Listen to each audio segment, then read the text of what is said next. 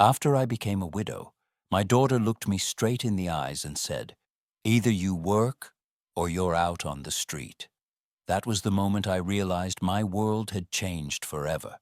Not when the priest lowered my husband's coffin into the ground, not when I heard the last hymn echo across the cemetery, but here, in my own kitchen, when the little girl I had raised, the one I had nursed through fevers and rocked through thunderstorms, gave me an ultimatum colder than any grave. I'm glad you're here with me now. This isn't an easy story to tell, but maybe you'll understand. Maybe you'll see how quickly the people you love most can turn your life upside down. The funeral flowers hadn't even finished wilting on Daniel's grave when Caroline walked into the kitchen like she owned the place. I was still in my black dress, the one I'd worn at the cemetery, the one that smelled faintly of rain and roses and grief. My hands shook as I tried to pour myself a cup of coffee. Caroline's heels clicked sharply against the tile. Click, click, click. Like a gavel striking judgment. She tossed her leather purse onto the counter with the kind of authority only she possessed. At 42, she had her father's strong jawline, but none of his kindness. Where Dan's smile had always been gentle, hers was razor-edged. "Mom, we need to talk." Her voice wasn't soft, wasn't tender. It was clipped, businesslike. I turned, trying to keep my composure. "What kind of talk, honey?" "This arrangement," she said flatly. "It isn't working anymore." I stared at her, not understanding. I had spent 45 years as a wife, 20 of those as a full-time mother. Every ounce of my being poured into keeping this family together. My husband was barely 3 weeks in the ground. What arrangement could she possibly mean? My fingers trembled around the coffee cup. "You mean me living here in the house?" "Yes." She folded her arms, her nails polished in a perfect, gleaming red. "Daddy left everything to me. You know that. And I can't afford to support you anymore." The cup slipped from my hand. The sound of shattering porcelain echoed through the kitchen like a gunshot.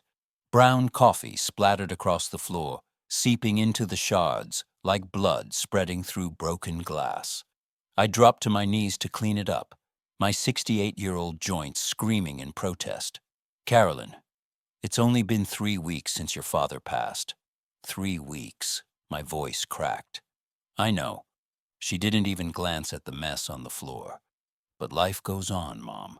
I have my own family, my own bills, my own responsibilities." Her tone was icy, final. I pressed the dish rag to the puddle, blinking back tears. "I have my Social Security," I whispered. "It's not much, but I can contribute. $800 a month. I can help." Caroline laughed. A sharp, humorless sound. "800? That doesn't even cover the utilities in this place." I froze, looking up at her. "Then, what do you expect me to do?" She pulled out her phone, scrolling with the same cool detachment she used when negotiating real estate contracts. "I've been thinking about this, and I have a solution." My heart skipped. She sounded so casual, so efficient, as if she were solving a problem on paper, not dismantling my life. "What kind of solution?" "There's a job," she said briskly. "Private caregiving. The pay is excellent. You were a nurse before you married Dad. It's perfect." My stomach dropped. "Carolyn, I haven't worked as a nurse in 40 years. Medicine has changed. I wouldn't even know where to—" "It's not medical nursing," she cut in. "It's more companionship, helping with daily activities. You can do that." Her eyes didn't even leave her phone. "I already contacted them. You have an interview tomorrow." I stood slowly, the rag still dripping in my hand, coffee seeping into my skin. "Tomorrow? You already—" She finally looked at me then. Her eyes were hard, unflinching. "If you don't take the job, you'll need to find somewhere else to live." The words sliced through me. My daughter, my only child, was telling me I had no home. I swallowed against the lump in my throat. "Caroline, I just buried your father. Doesn't that matter to you?" Of course it does. But grief doesn't pay bills, Mom. I'm sorry, but I can't carry you forever. I sank into a chair, staring at her, searching for any trace of the little girl I had once known. The one who used to curl up in my lap during storms, clutching her stuffed rabbit. The one I had stayed up with, night after night, nursing fevers and whispering lullabies. But that little girl was gone. Standing in her place was a woman who saw me not as a mother, but as a burden. The next morning, I found myself standing at the edge of a driveway, longer than my old street. At 68, I was applying for a job I hadn't wanted, wasn't qualified for, because my own daughter had given me no choice. The mansion loomed ahead, marble pillars and iron gates gleaming in the morning light. My heart hammered as I pressed the doorbell, wondering how my life had come to this. But that's another part of the story. Right now, all you need to know is this. In the space of 3 weeks, I went from being a wife with a home to a widow with nowhere to go.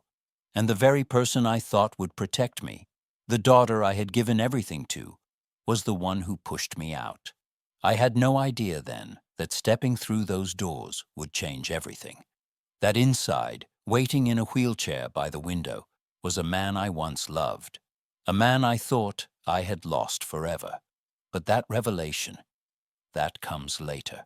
For now, all I could hear were my daughter's words, echoing in my head like a cruel refrain. Either you work, or you're out on the street. The next morning, I stood outside gates that looked like they belonged to a palace rather than a home. Black iron stretched upward, crowned with ornate curves, and beyond them sprawled a mansion so vast it made my stomach tighten. I gripped the strap of my worn purse, my knuckles white. What was I doing here? At 68 years old, dressed in my best black skirt and the jacket I'd worn to Dan's funeral, I was about to interview for a job I didn't even want. But I could still hear Caroline's voice, sharp as glass. Either you work, or you're out on the street. So here I was. The gates opened silently, as if by some invisible hand, and I started up the driveway. It wound past manicured hedges and fountains that glittered in the morning sun. The sound of trickling water should have been calming.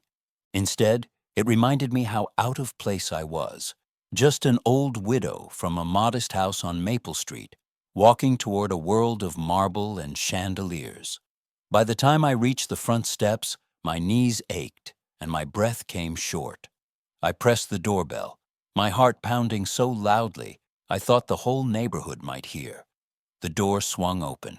A woman in her 50s, tall and severe, stood there in a crisp navy suit. Her hair was pulled into a bun so tight it looked painful, and her eyes flicked over me with an expression that said she had already measured me and found me lacking. "Mrs. Thompson?" she asked. Her voice was cool, professional. "Yes," I said, trying to sound steadier than I felt. "I'm Patricia Miller. I manage Mr. Hawthorne's household. Please, come in." Her words were polite, but her tone carried the weight of expectation.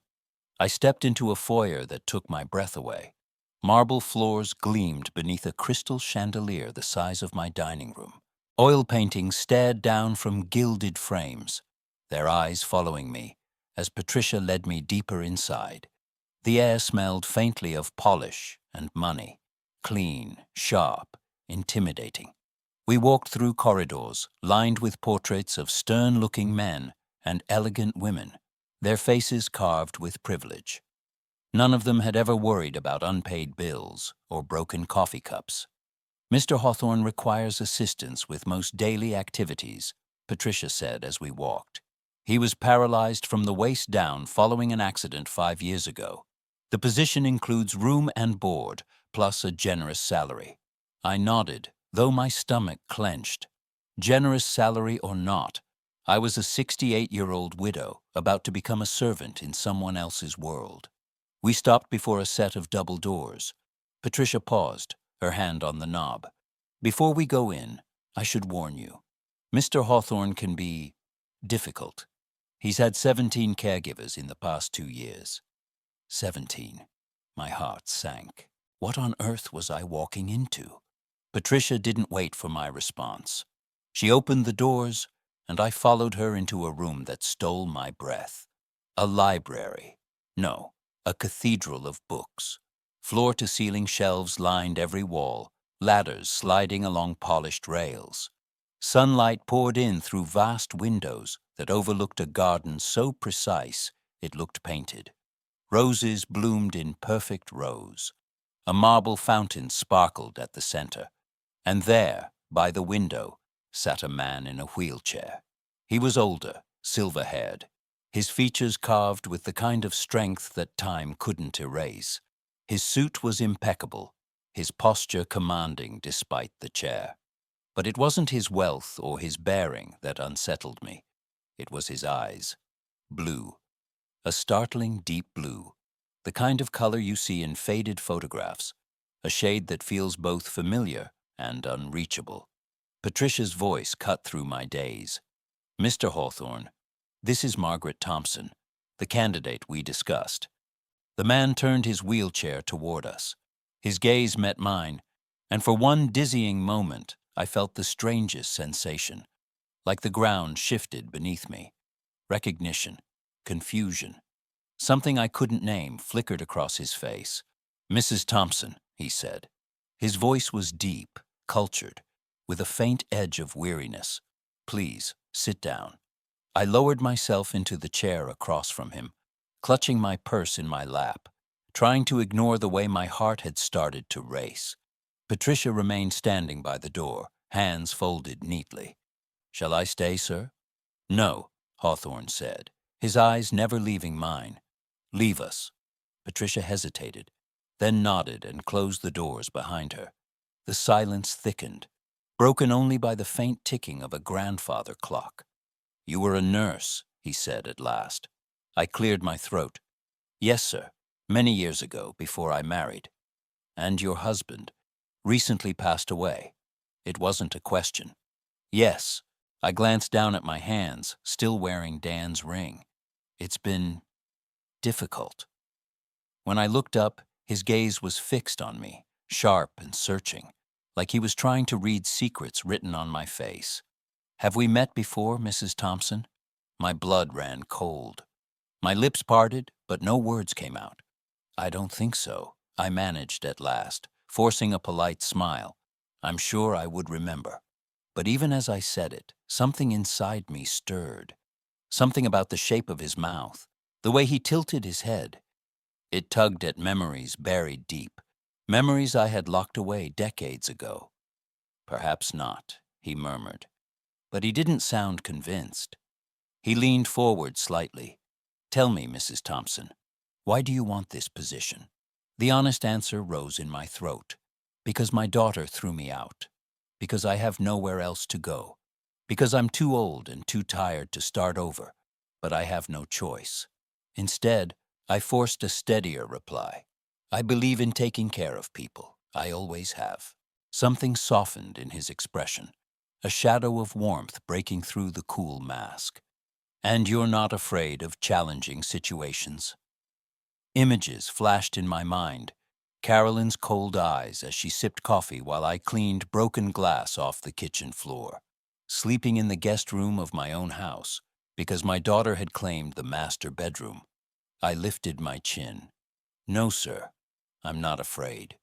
His lips curved, almost a smile, though it didn't quite reach his eyes. "Good," he said. Then he extended his hand. "Welcome to my home, Mrs. Thompson." I reached out, my fingers trembling as they touched his. The moment our skin met, a jolt of something electric shot through me. It wasn't static. It was recognition, some deep current that whispered of another life, another time. And though I quickly pulled my hand back, telling myself I was imagining it, the look in his eyes told me he had felt it too. That night, as Patricia showed me to my quarters, a suite larger than my entire apartment had been, I couldn't shake the image of those blue eyes. Eyes that had looked at me not like an employer studying a new hire, but like a man seeing a ghost. I told myself I was being foolish, that it was nothing, that this was just a job, a means to survive. But deep down, some part of me knew better. Because when James Hawthorne said my name, Margaret, his voice wasn't just formal, it was reverent, as if he had spoken it 1,000 times before. And I couldn't help but wonder, had fate just brought me face to face with the past I thought I had buried forever? The first week in the Hawthorne mansion felt like living inside a snow globe, beautiful, sealed, and airless. Everything gleamed. The hallways smelled faintly of lemon oil and old money. The carpets were so thick my shoes disappeared into them, and the mirrors caught me at angles I didn't recognize. A thin woman in a black jacket, her hair pinned back, her eyes rimmed red from a grief that didn't know how to behave indoors. Patricia ran the household like a metronome. Breakfast at 7 sharp, coffee placed to the right of the tray, newspaper sections in the order Mr. Hawthorne preferred. Business, national, culture, then sports. Medication at precisely 9, 2, and 8. Vitamins in a cut crystal dish.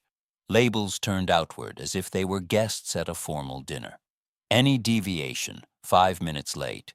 Grapefruit cut into the wrong crescents. The Times folded the wrong way. Drew a quiet correction from Patricia, or a colder one from the man in the wheelchair by the windows. Again, he said on Tuesday when I set the coffee at 7:20. Not 7:20, 7:15. Understood, I murmured, and tried not to let my hands shake when I lifted the cup away. He was demanding, yes, exacting. The kind of man who'd built something out of nothing and then built a fortress around it. The chair didn't diminish his presence. If anything, it concentrated it. Even when he said nothing, I could feel his attention on me, precise, searching, as if my face contained a word he used to know how to pronounce. Between tasks, the mansion kept me busy with itself. I learned the stubborn personalities of antique doors, the way certain light switches hummed, the secret path the afternoon sun took across the conservatory glass. I learned that the library's north wall hid a panel that opened to a narrow elevator, and that the roses outside bloomed in careful gradients from blush to blood red, as if someone had organized desire by shade. At night, when the corridors fell silent and the grandfather clocks spoke to one another across the house, the suite Patricia had given me expanded even bigger than itself. The bed was a lake of linen. The bathroom fixtures blinked like watchful eyes. My suitcase looked absurdly small on the bench at the foot of the bed. I had 3 cardboard boxes Caroline had allowed me to take. Only what you absolutely need, Mom. And for the first few days, I didn't open them. I kept telling myself I was waiting for the right moment, as if there is ever a right moment to invite your own past to sit down. On Thursday, after Mr. Hawthorne's nap, never called that, of course, Patricia called it rest, as if the word nap might insult the marble. I finally slit the tape on the first box, clothes, folded tight enough to hold their breath. A few paperbacks I'd read to keep Dan company during chemo. A tin of buttons my mother had kept, still rattling with the sound of her hands. In the second box, I found my jewelry case. A scarf I'd knitted in the winter. Dan's hair fell out. A crocheted blanket Caroline had made in high school, and then later insisted was too childish for her couch. I placed it over the back of a chair anyway, and told myself the room had softened by a degree. The third box was heavier. It should have been nothing. Old bills, a kettle, a chipped picture frame. But beneath the practical strata lay something wrapped in tissue paper that crinkled with memory. I sat down on the edge of the bed, the house humming faintly around me, and peeled the paper back. 2 photo albums. The first had a cream cover with tiny gold flecks. Our wedding. Dan's high school grin pretending to be a man's. The church basement decorated with streamers that never stayed up. Baby Caroline, cheeks like peaches. Halloweens, Christmases, a parade of first days of school and prom corsages. All the sanctioned milestones a life is supposed to have. The album gave off the warm, faintly sweet smell of Kodak paper and aging glue. Respectable memories, pressed flat. I set it aside and reached for the older one. Blue leather, cracked at the corners. The spine tired from too many openings and closings. My fingertips tingled the way they do when you're about to touch something hot. I opened to the first page and was greeted by a girl I knew and didn't. Long dark hair, a ribbon, a laugh I could hear like a bell even now. Me. Hilda then. Margaret now. Always Maggie in places that felt like home. High school graduation. A cheap bouquet of daisies. My father trying to smile sober. Nursing school friends. All of us in white shoes. Our futures neat and shapeless at the same time. I turned the pages. My breath quickened without my permission. There I was in a yellow sundress I had sewn myself, the hem uneven if you looked closely. My head thrown back, the ribbon shining like a strip of sunlight. And beside me was a boy with dark hair and the kind of smile that makes promises without words. His arm around my waist, like we had both been born with it there. His mouth was tipped open mid-laugh, and his eyes, those eyes, were blue, vivid enough to make the photograph feel like it remembered its own daylight. Jimmy Hawthorne. Jim. Not James in a linen suit behind a desk. Not Mr. Hawthorne with the world aligned to his preferences. Jim who'd played jazz records so loud, the landlady knocked on the door with a broom handle. Jim who bought me 5-cent cherry Cokes at Murphy's Diner and taught me how to pretend to like them, even though I always wanted vanilla. Jim, who kissed me by the lake with his hand shaking and whispered plans into my hair as if words could bend the future. The room swam. I gripped the edges of the album until my knuckles whitened. The air tasted like tin. No, it couldn't be, but it was. Of course it was. The bone structure was the same. Arrogance softened by youth and hunger. That blue in the eyes. The cheekbones that telegraphed stubbornness, even when he was soft. It was him, stamped by time, burnished into something colder and harder, but him. I turned the page. There we were at the county fair, his mouth sticky from cotton candy, my hair wild from the tilt-a-whirl. There we were in my tiny apartment with the chipped sink, me standing on his stocking feet while he counted out steps. 1, 2, 3. And the old woman downstairs pounded on her ceiling, because we were young and in love and too noisy about both. There we were by the lake, a plaid blanket beneath us, my head on his shoulder, the water dark as a secret. The last picture in that sequence was the one that had lived in my chest like a shard for nearly half a century. The train platform. Jim in a coat too thin for the season, because he was bad at planning when he was excited. His suitcase frayed at the handle, my eyes wet. His hands cupping my face like something holy. The train already approaching. The future bearing down on us with its loud, preventable certainty. "I'll be back in 2 years," he had said. "I'm going to make something of myself, Mags. You'll see. I'll build us a life. Will you wait for me?" I had said yes, because that's what you say when the impossible feels like a promise you can carry home in your pocket. 2 years became 3, then 4. Letters at first. Bold handwriting that smelled like cigarettes and ambition. Stories about cheap apartments and bad coffee, and the thrill of making a deal that went through. Then fewer letters, then none. A rumor from someone's cousin that he'd struck gold in real estate. And then the rumor stretched into silence, and into that silence walked Dan. Steady, kind, the kind of man who didn't make promises so much as keep them without fanfare. We married 6 months before the letter came. I had tucked it in the album because I didn't know where else to put a thing that hurt and comforted me at the same time. The paper was creased from too many readings. The ink bled in a spot where a tear had fallen the first time I opened it. "My dearest Maggie, I've done it. Everything I promised you and more. I'm coming home next month. I've bought a house, our house. I can't wait to carry you across the threshold as my wife. All my love, all my dreams, all my tomorrows belong to you. Forever yours. Jim, dated 3 weeks after my wedding. I pressed the letter to my chest and allowed the sob to come up and out, ugly and loud. The house swallowed the sound. I cried for the girl in the yellow dress, who believed in trains that ran on time, and men who wrote every Thursday like clockwork. I cried for the woman who had built a good life with a good man, and never let herself ask out loud what might have been.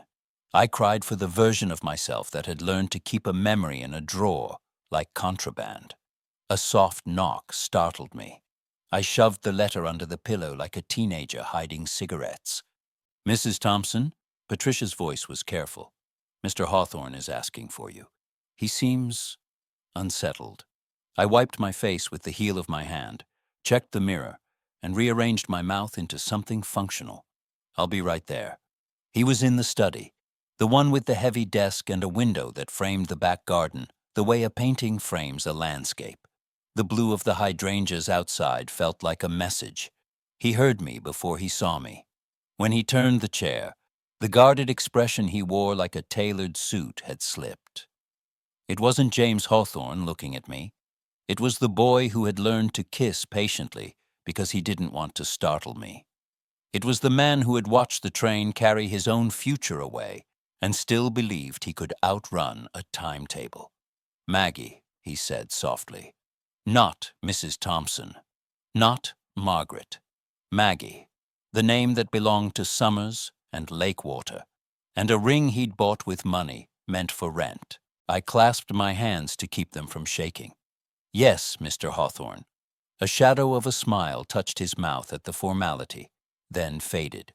"I need to ask you something, and I need you to tell me the truth." "Of course," I said, and the lie of my composure tasted chalky. "Have you ever been to Millbrook?" he asked. "Small place, 2 hours north. There used to be a diner, Murphy's, red booths, a jukebox that only played things with too much treble, and a lake where the kids went on Sundays." My throat closed. The study tilted half a degree. I started, then stopped. I tried for neutral and landed closer to pleading. "I'm not sure." He watched me the way a man watches for weather, alert, knowing the sky is about to break. "There was a girl who wore a yellow dress," he said quietly. "She always ordered cherry Coke even though it was too sweet for her. She pretended to like it to make me happy, and she was bad at pretending." I stared at his hands where they rested on the arms of the chair. Older now, spotted, familiar. "You're confusing me with someone else," I said. The words came out too fast. "Perhaps," he murmured. The corner of his mouth lifted like he was humoring both of us. "Perhaps I am." I turned to leave because I didn't know what else to do, because if I stayed, the truth would stand up and start talking. Behind me, barely above a whisper, came 2 words that reached through 48 years and put a hand on my shoulder. Yellow dress. My knees wanted to fold. I gripped the doorframe until the wood pressed crescents into my palms. That night, I didn't sleep. The house breathed its slow, expensive breath around me, while memories crawled out of their drawers and lay down in the bed. The ceiling held a map of light from the street lamps, and I traced it like a child. I tried bargaining with time the way you bargain with pain. If I don't look at the album again, maybe the past will go back to its corner. If I move through the next day precisely, maybe the present will stop asking questions. By morning, I understood the only way out was through. Pretending had never been my gift. Not with cherry Cokes. Not with men who asked for the truth, knowing they might not like how it felt. I found him in the conservatory, where the light is kind, even when the day isn't. He had the paper open, but wasn't reading. Sunlight sharpened the silver in his hair, and for a heartbeat, the room held both of him at once. The boy with a suitcase, and the man with a foundation named after himself. "Good morning, Mr. Hawthorne," I said. and set the coffee at precisely 7:15. He glanced up, and the relief in his eyes was so naked I had to look away. "Did you sleep?" "No," I said honestly. "Did you?"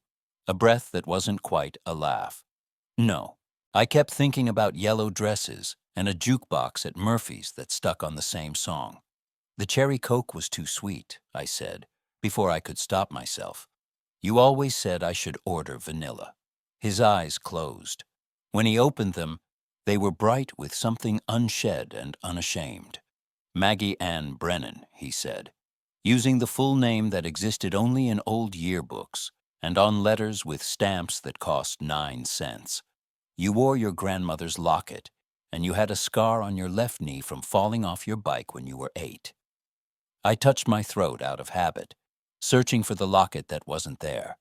The room made a small sound around us, the kind houses make when they settle or decide to witness.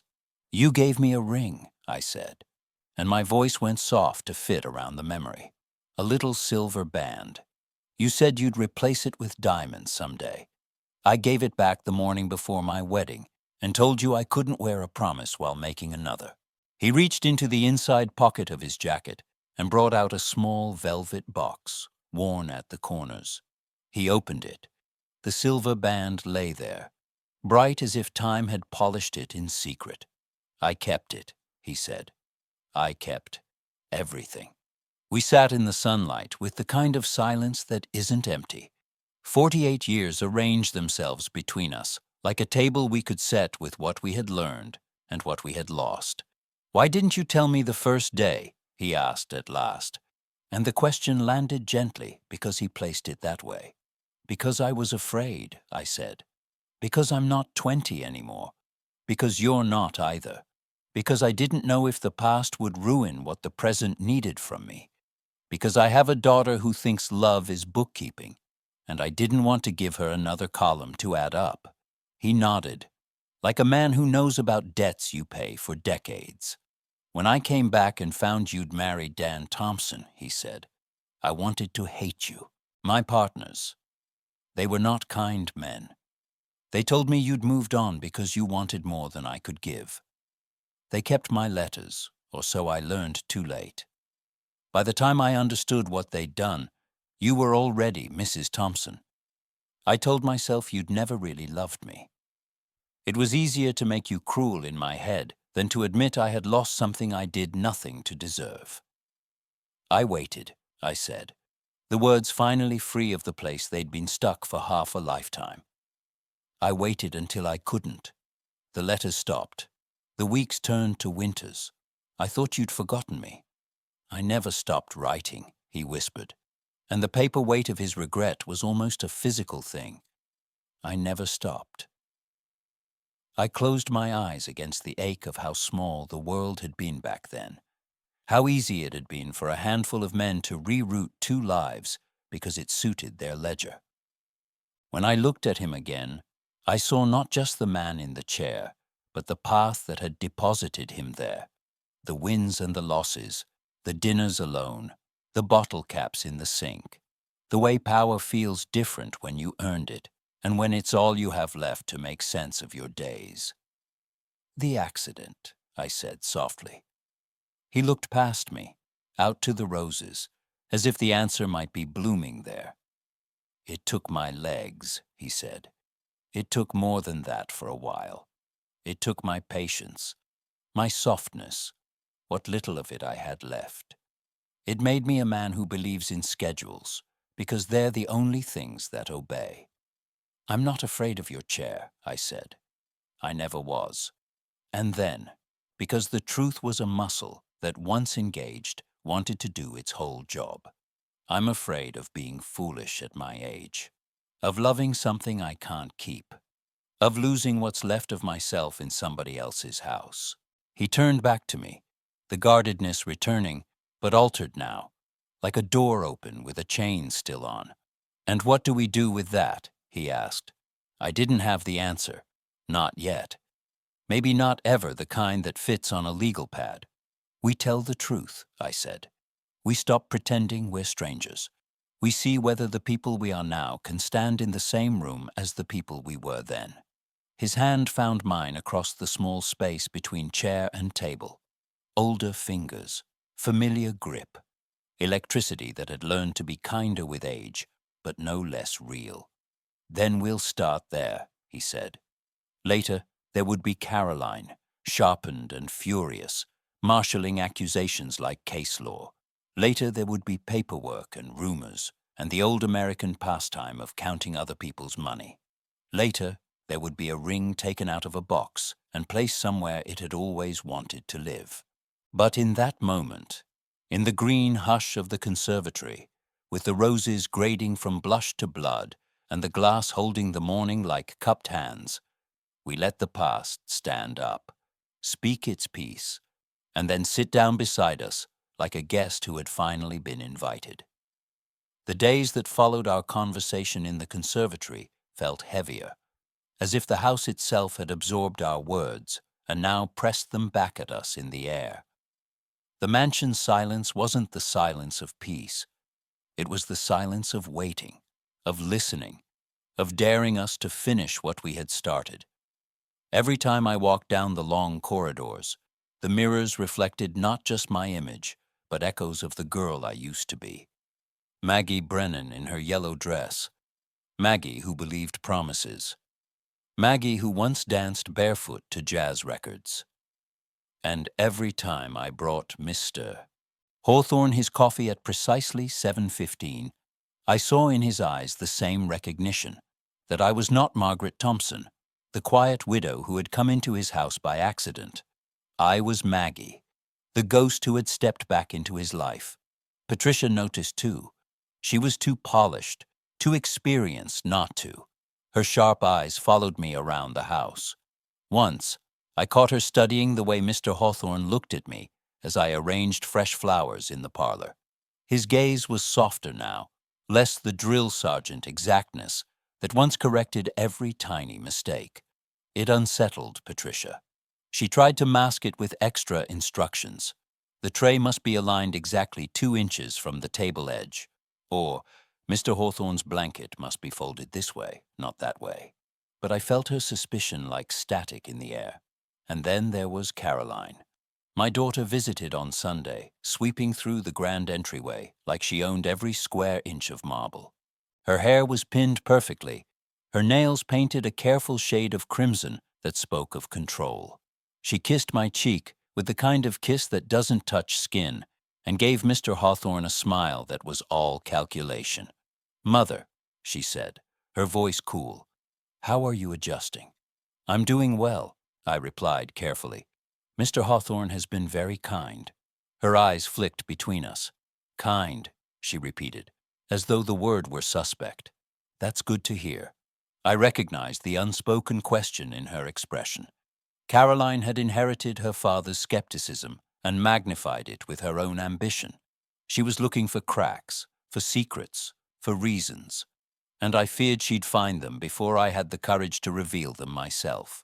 That night, when the house had fallen into its slow breathing again, Mr. Hawthorne called me into the library. The fire was low, casting long shadows on the shelves of books. He sat in his chair, his back straight, his expression unreadable. "Maggie," he said. I froze. He hadn't called me that since the conservatory, since the moment the truth had first slipped out. Hearing it again now, with the authority in his voice, sent a shiver down my spine. "Yes?" I answered, my voice thin. "Sit down." He gestured to the chair across from him. I obeyed, folding my hands in my lap, suddenly feeling like a girl again, summoned by a teacher who had caught her whispering. "We cannot keep circling around this," he said. His tone wasn't harsh, but it was firm. "Not with Patricia watching every move you make. Not with your daughter visiting, suspicious of everything. We must face it." I swallowed hard. "Face what?" He leaned forward, his hands clasped. "That you are Maggie Brennan, that I am Jim, and that we lost each other not by choice, but by theft." The words landed like thunder. My chest tightened. I had hidden the truth for so long, even from myself. To hear it spoken aloud, without hesitation, was both terrifying and liberating. I wanted to deny it, I whispered. I told myself it wasn't possible, that the past was better left buried, that we couldn't afford to acknowledge it now. He searched my face. And now? I met his gaze, my voice trembling but clear. Now I know I can't pretend anymore. I am Maggie. I loved you. I never stopped. Not really. The admission cracked something inside me. Tears spilled before I could stop them.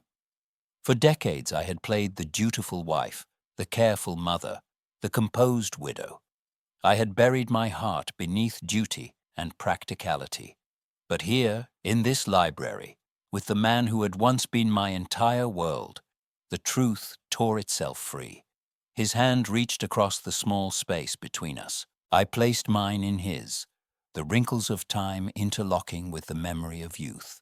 For a moment, we were 17 again, standing on a train platform, making promises to forever. I need you to hear this, he said quietly. I never abandoned you. I never chose to leave you behind. My partners intercepted your letters. They told me you had moved on. By the time I learned the truth, you were Mrs. Thompson. I wanted to fight for you, but I believed I had already lost. I shook my head. I waited, Jim. I waited as long as I could. And when the letters stopped, when silence stretched too wide, I thought you had forgotten me. Dan was there. He was kind. He needed me, and I needed something solid to hold on to. Do you regret it? His voice was soft, but the question carried the weight of decades. I stared into the fire, watching the flames curl around the logs. I don't regret Dan. He gave me a family. He gave me Caroline. But I regret not knowing the truth. I regret the years that were stolen from us. I regret the girl who believed a train would bring you back. We sat in silence for a long moment, the crackle of the fire filling the spaces where words failed. Finally, he said, we have to decide what to do with this. We can't go back. We can't undo marriages and children and decades of choices, but we can decide what this means now. The thought terrified me, because now wasn't simple. Now included my daughter, who would see any closeness between us as betrayal. Now included Patricia, who guarded Mr. Hawthorne's fortune as fiercely as his health. And now included the weight of reputation, inheritance, and power. Jim, I whispered, if Caroline finds out— She already suspects, he interrupted gently. She watches you the way a hawk watches a field mouse, but let her suspect. She doesn't understand what we have. She doesn't understand what it means to lose something before you've even had the chance to hold it. My heart twisted. He was right. Caroline thought in terms of assets, transactions, control. Love was a column in her ledger, not a force that could destroy or resurrect. But if this comes out, I said, my voice breaking, she'll use it against me, against us. She'll say I manipulated you. She'll say I came here to seduce you for your money. He squeezed my hand, then let her say it. The truth will defend itself. I wished I could believe that.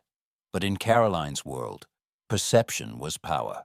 And perception could be twisted, sharpened, used like a blade. Still, I couldn't deny the relief coursing through me. For the first time in nearly 50 years, the secret had been spoken. And though it terrified me, it also set me free. The following morning, the mansion felt different, brighter almost. When I entered the conservatory with his tray at 7:15, Mr. Hawthorne greeted me, not with a correction, but with a smile. It wasn't a young man's smile. It was tempered, scarred, edged with weariness, but it was real. Maggie, he said again, deliberately, as though reclaiming the name. Good morning. I smiled back, the name warming me like sunlight. Good morning, Jim. Patricia entered just then, her eyes darting between us. She froze at the sound of Jim, at the way he looked at me. And in that frozen second, I saw the storm begin to gather. That evening, in my suite, I opened the blue leather album again. This time, I didn't hide. I traced the photographs with my fingertips, whispering the names of places, the taste of cherry coke, the sound of jazz records skipping.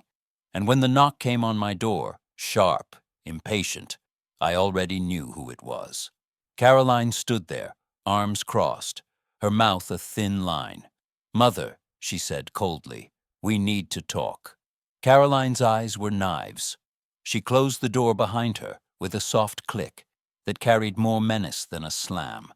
She stood there, arms crossed, her crimson nails flashing under the light of my lamp.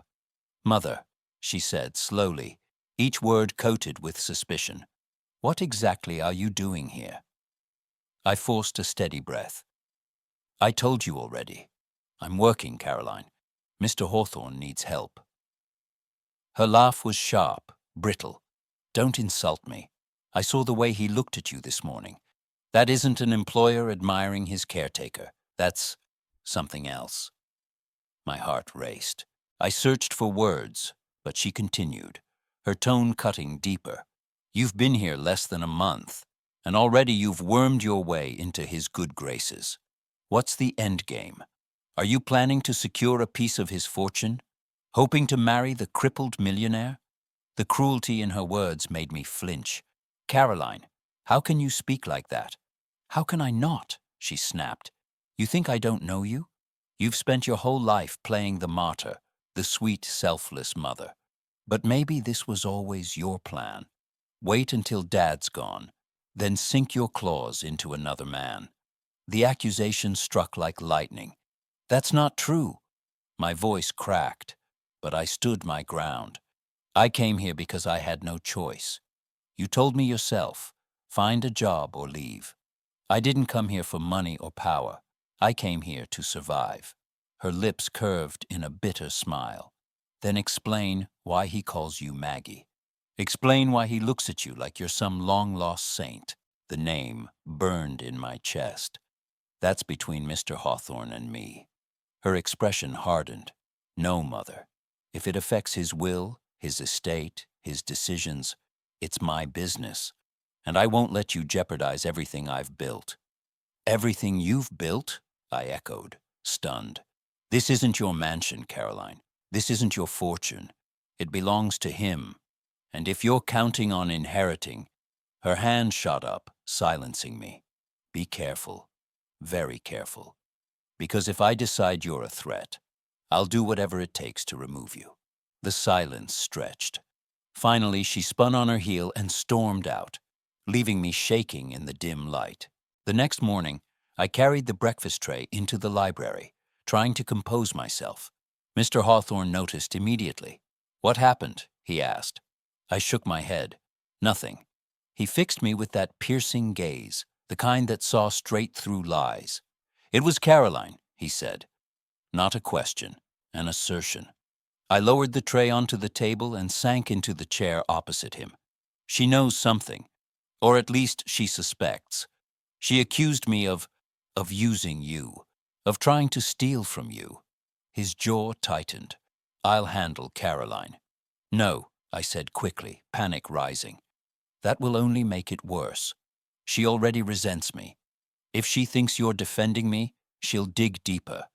She'll do everything in her power to discredit me." He reached across the table, covering my hand with his. "Let her try. The truth is stronger than her schemes."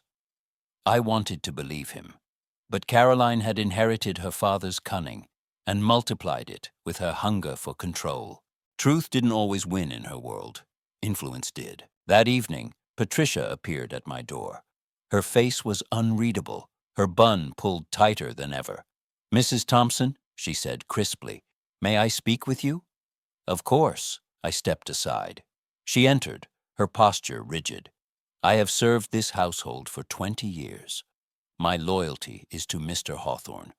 I protect his interests, his health, his legacy." I nodded cautiously. "I've noticed the familiarity between you and Mr. Hawthorne.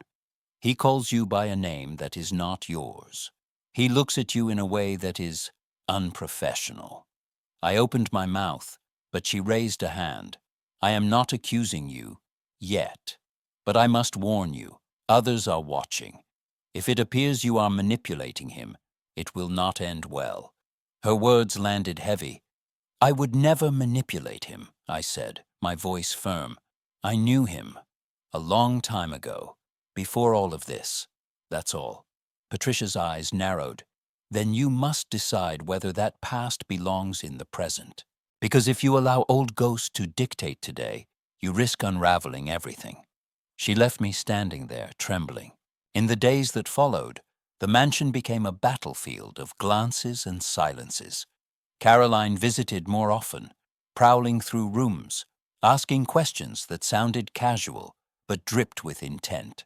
Patricia hovered like a shadow, her sharp eyes measuring every word I spoke to Mr. Hawthorne. And yet, in the quiet moments, when the house exhaled and the world seemed to pause, Jim and I found each other again.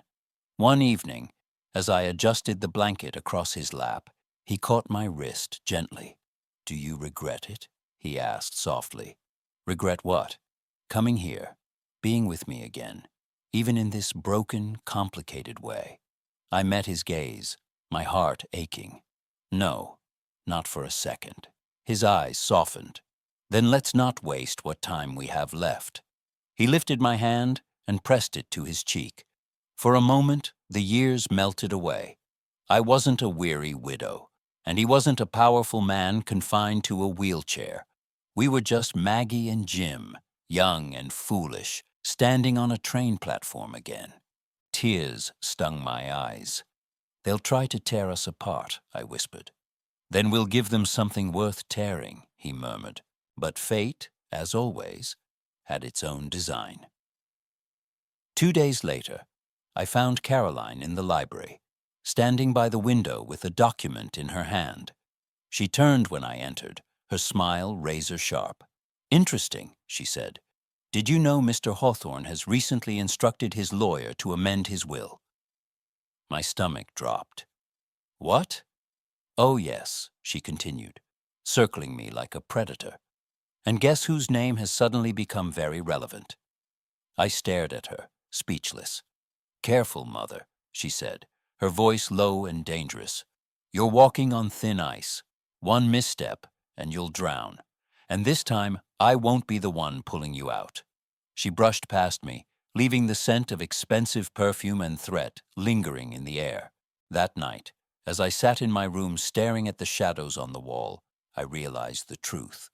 Love was not the only ghost haunting this mansion. Power, greed, and betrayal prowled its corridors too. Old love had returned, yes, but so had new battles. And if I wanted to protect what little happiness Jim and I had found again, I would have to fight harder than I ever had in my life. The storm had been building for days. It wasn't thunder and lightning I feared. It was the sound of heels striking marble, the clipped words behind closed doors, the tightening of glances that followed me down the corridor. The Hawthorne mansion had turned into a chessboard, and every player was making their move. Caroline no longer masked her hostility. She prowled the halls like a prosecutor gathering evidence, whispering with Patricia, examining documents she had no right to touch. At dinner, she asked loaded questions, her voice sweet as honey, but her eyes sharpened to daggers. And then it happened. The confrontation arrived on a Thursday evening, when the mansion's shadows stretched long, and the air itself felt brittle. Mr. Hawthorne had asked for me to bring him into the drawing room after dinner. He said he wanted the company, the fire, and, perhaps most of all, me. I wheeled him to his favorite spot near the hearth, the flames painting his face in amber light. His presence had grown both gentler and more commanding over the past weeks, as though the recognition between us had stripped away years of armor. He reached for my hand, and I let him hold it. For a moment, everything was still. And then the doors burst open. Caroline swept in, her red dress cutting through the shadows like a blade. Patricia followed, her expression unreadable, her hands folded tightly in front of her. Enough, Caroline announced, her voice slicing through the air. We're going to settle this right now. I froze. Mr. Hawthorne straightened in his chair, his eyes narrowing. Settle what? Caroline's gaze flicked between us, fire blazing in her eyes. This charade, this little performance you've been staging. I will not stand by and let my mother manipulate you into rewriting your will. The words landed like cannon fire. My breath caught. Caroline, don't Caroline me. Her voice cracked like a whip. I know what you're doing. You come here, play the innocent widow, remind him of some sweet little fling from the past, and suddenly his lawyer is drafting amendments that include your name. How convenient. I felt the room tilt. That's not what happened. I never. Save it. She turned to Mr. Hawthorne. Jim, she's lying to you. She's been lying since the moment she walked through that door. You call her Maggie, don't you? Like she's some ghost from your youth. But that's all it is. Nostalgia. She's not Maggie. She's Margaret Thompson, desperate and broke, and she saw an opportunity to sink her claws into you. My chest burned. Tears pricked my eyes, but I held her stare. I didn't come here for money. I came here because you told me to find a job, Caroline. You practically shoved me out the door. And fate brought me here. Caroline laughed, cold and bitter. Fate, please. You've always been weak, Mother. You always needed someone to lean on. First Dad, now him. You can't survive without attaching yourself to a man. Mr. Hawthorne's hand tightened around mine. His voice rang out, steady and strong. Enough! Caroline stopped, startled by the authority in his tone. You think you know the truth, he said. His gaze locked on her. But you don't. You never asked. You never cared. Margaret isn't some opportunist who stumbled into my life. She is Maggie, the girl I loved, the girl I lost. Silence. Even the fire seemed to still. Caroline blinked. What? He leaned forward, his voice low but fierce. We were torn apart by lies and schemes long before you were born. Letters intercepted. Promises broken by other hands. We lost decades, Caroline. Decades we can never get back. But don't you dare call this manipulation. Don't you dare reduce it to greed. Caroline's face twisted. You expect me to believe that? That after 50 years, some fairy tale just reignites? No. No, Jim. You're a brilliant man, but you're blinded. She's playing you. Patricia stepped forward then, her voice measured. Sir, with respect, Caroline raises valid concerns. The household has observed closeness. It could be perceived as compromising. Perceived by whom? He snapped. By those who see only power and inheritance in every human interaction. By those who have never once believed in love. Patricia fell silent, her hands tightening around each other. Caroline shook her head, disbelief etched into every line of her face. This is madness. You're letting nostalgia rewrite reality. She's not Maggie. Maggie is gone, dead, buried in the past. This woman is using you. Finally, I stood. My voice trembled, but it carried across the room. Stop. Stop dismissing me as if I don't exist. I am Maggie Brennan. I loved him before you were even born. I wrote him letters until my hands ached. I stood on train platforms waiting for a man who never came, because others stole our words, our truth. You want proof?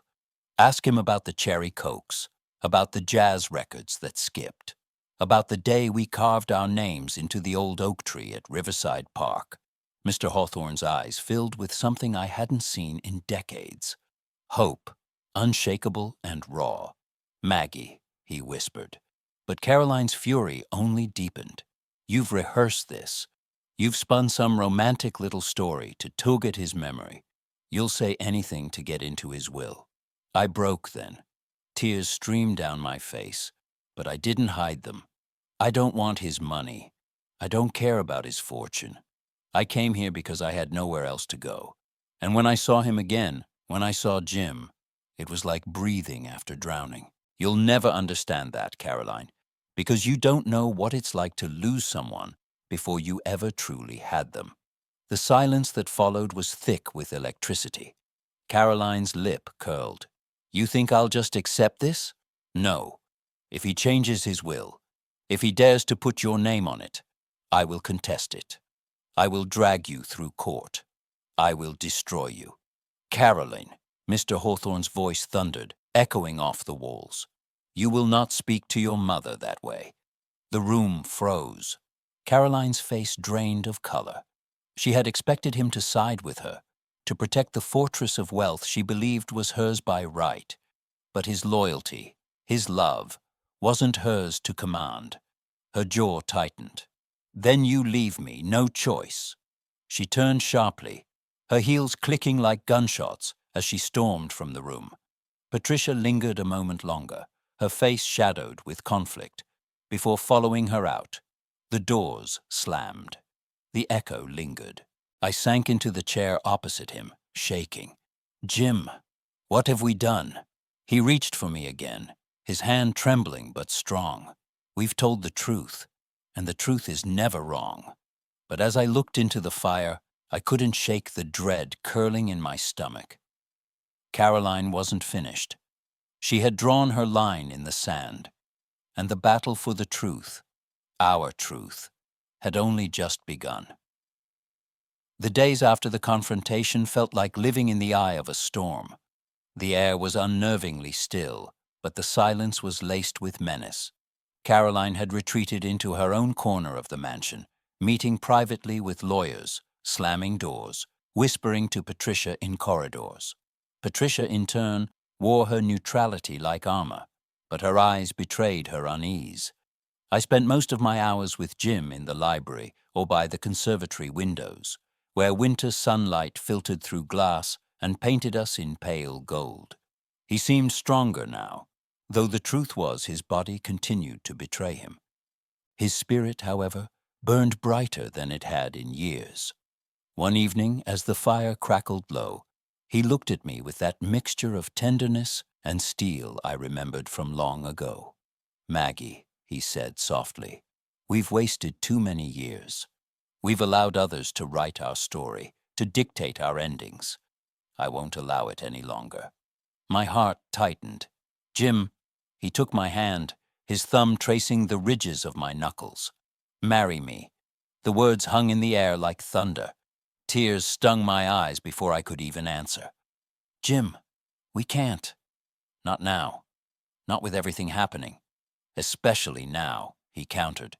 His voice carried the quiet strength of a man who had made up his mind. Caroline thinks this is about money, about power. Patricia thinks it's about manipulation. Let them think what they will. Marriage will prove what it's always been. Love. Real. Undeniable. Unshakable love.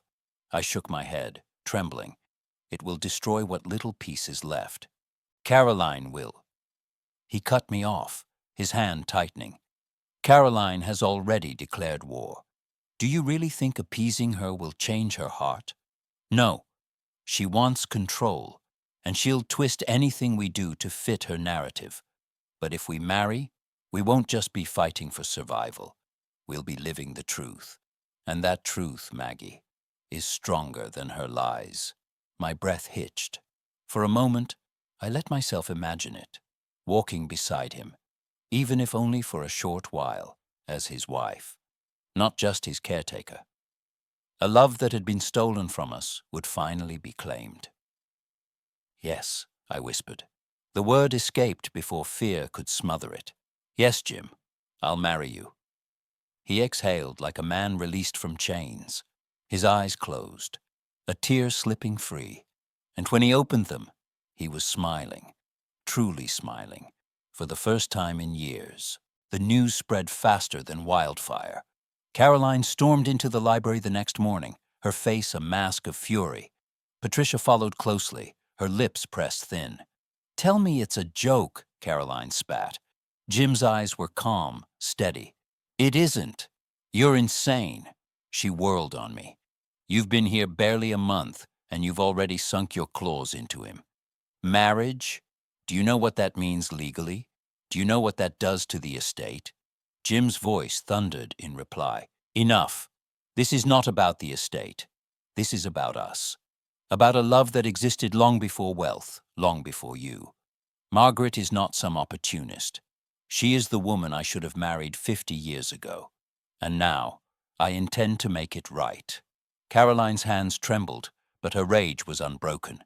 You can't. I won't allow it. If you try, you won't allow it. His laugh was cold, sharp. Caroline, you don't get to dictate my life. Not now, not ever. I indulged your hunger for control too long, but I won't let you rob me of this. Her voice cracked, equal parts fury and desperation. If you marry her, I'll contest it. I'll drag this entire family through the courts. I'll expose every weakness, every scandal, and I will win. Jim leaned forward, his eyes blazing. You can try, but remember this. Truth always finds its way through lies. And when the truth of who Maggie is, of what was stolen from us, comes to light, no court, no lawyer, no judge will stand with you. Patricia finally spoke, her tone low but sharp. Sir, forgive me, but Caroline is right about one thing. This union will invite scrutiny. The public will see a wealthy man marrying his caretaker. They'll assume manipulation. They'll question your capacity, your judgment. Jim's gaze snapped to her. My capacity, my judgment. Patricia, I may be in a chair, but my mind is sharper than ever. Don't mistake weakness of body for weakness of will. Patricia flushed, lowering her gaze. Caroline turned to her. You see, he's blinded. This woman has poisoned him. No, Jim cut in. You poisoned yourself with greed. Caroline's face twisted. If you marry her, you're not just betraying me. You're betraying Dad. Everything he built, everything he passed down, it will be tainted. Your father, Jim said coldly, was the very reason Maggie and I were torn apart. He and others. Lies, manipulations. You think you honor him by continuing the cycle? You only repeat his sins. Caroline's lips parted, but no words came. For the first time, her fury wavered. That night, I lay awake in my room, heart racing. Could this really happen? Could we truly marry after all this time, with so much stacked against us? I heard a soft knock. Jim's nurse wheeled him inside, then left us alone. He reached for me, and I sat on the edge of his bed. Are you afraid? He asked. Terrified, I admitted. Me too, he said, smiling faintly. But fear won't stop me. Not anymore. We've been cheated long enough. Let's claim what's ours. I pressed my forehead to his. Then we do it. Together. The ceremony was small, private, almost secret. Just us, a minister, and the sound of rain against the stained glass windows in the mansion's chapel. My hands trembled as I placed the ring on his finger. His voice cracked when he spoke my name. But the moment was real. Unshakably ours. When he kissed me, I felt 50 years dissolve into nothing. For the first time in decades, I wasn't just Margaret Thompson. I was Maggie Brennan, his wife. But outside those chapel doors, the storm raged louder than ever. Caroline didn't attend. Instead, she watched from the balcony, her face pale with fury. Patricia stood behind her, expression unreadable. She thinks this is love, Caroline hissed. But I'll show them both what it really is. I'll burn their little fantasy to the ground. Patricia's silence stretched, heavy and telling. And then Caroline said the words that chilled me to the bone when I overheard them later. She doesn't know the whole truth. Not yet. And when she does, it will break her. That night, after the ceremony, I found myself unable to sleep. I walked the dark halls of the mansion, the echoes of my footsteps mingling with the distant crash of thunder. I paused outside Jim's study, and that's when I heard it. Patricia's voice, low and urgent, speaking to Caroline. You can't tell her, Patricia said. It will destroy everything. Caroline's reply was cold, almost triumphant. Oh, I will tell her. She thinks she's finally won, finally claimed him. But she doesn't know the secret he's been hiding. And when she does, she'll realize this marriage is built on a lie. The words hit me like a blow. A secret? What secret? My knees weakened, and I clutched the wall for support. I had married Jim Hawthorne that day, reclaiming the love I thought lost forever. But even as the vows echoed in my heart, another truth hovered in the shadows, waiting to strike. And whatever it was, I knew it had the power to tear us apart all over again. The mansion never seemed quieter than the night after the wedding, but quiet did not mean peace. I barely slept, haunted by Caroline's words echoing through the corridors. She doesn't know the whole truth, and when she does, it will break her. The next morning, Jim sat in the sunroom, the light spilling across his face. His hands were folded, his eyes fixed on the horizon. When I entered, he turned to me with a look that both reassured and unsettled me. "You heard them," he said softly. My breath caught. "You knew?" I suspected. He motioned for me to sit. Caroline's anger isn't just about money. It's about the lies her father and mine told long ago. And it's time the truth is spoken. I sat beside him, my heart hammering. What truth? He took a deep breath, his voice slow and steady. Back then, when we were young, we thought it was just letters stolen, promises broken. But it went deeper. My father and yours colluded. They didn't just want to keep us apart. They wanted to keep control of us. Your father feared I wasn't enough for you. Mine believed you weren't the right match. So they conspired to ensure we never saw each other again. They tore open our letters. They lied about where we were. And in the end, they forced us into lives we never chose. The world seemed to tilt. All these years, I had believed it was cruel fate, or maybe our own youthful naivete that separated us. But it was deliberate, calculated, betrayal by the very people meant to protect us. Tears welled in my eyes. So Caroline was right. There was a secret. He shook his head firmly. The secret isn't that I don't love you. It's that our love was stolen from us, Maggie. Stolen by those who thought they knew better. And Caroline clings to their legacy of control like a lifeline. That's why she can't let us be. I pressed a trembling hand to my lips. All that time, all those years alone. Jim reached for me. His hands, though frail, were warm. But we found each other again. Against all odds, that's what matters now. When Caroline stormed into the room later that day, Patricia trailing nervously behind, Jim didn't flinch. "You can stop scheming," he said, before she could even speak. "The truth is already out." Caroline stiffened. "What truth?" "That you are repeating the sins of your grandfather.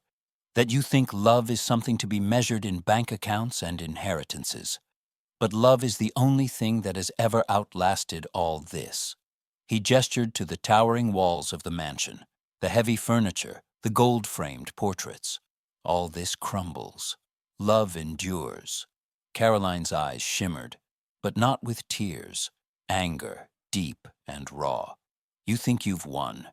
You think a wedding erases the fact that she's here for your fortune.